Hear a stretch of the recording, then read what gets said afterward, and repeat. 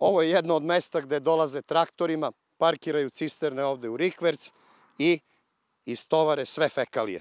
Evo, sami su i uredili prilaz. Ovde stavili su stare stepenice betonske i ovde su sve fekalije.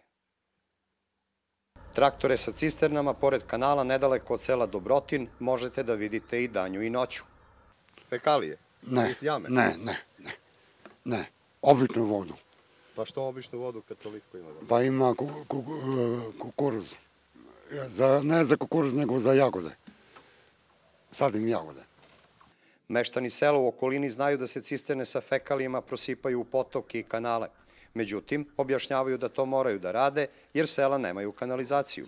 Ja ne znam ko doteruje, ali tu i septičke jame. Ovde dosta ljudi imaju svoje cisterne i njima prazne sad, nezgodno je da plati ako već ima svoje. Sad gde se je to izbacuje, to je neki drugi problem. Smeći i građevinski otpad duž svake obale i puta. Deponije su opkolile i ribolovce kod Dobrotinskih bara. A isipaju, nema gde na drugo mesto. Šta će?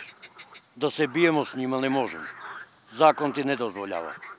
Moravu sam pio pre 50 godina. Čista voda, čista Morava. Šuti otpad se dovozi kamionima. Kada nas je ugledao vozač jednog kamiona se vratio, ali je otpad sigurno istovario na neko drugo mesto. Ono što bi trebalo, da kažem, možda i najnepopularnije je restriktivne mere, odnosno kažnjavanje. To je neko, da kažem, jedino na taj način možemo u nekom većem procentu da smanjimo te divlje deponije. U poslednjih 8 godina na području Leskovca očišćeno je oko 500 divljih deponija i prikupljeno 5.500 tona otpada.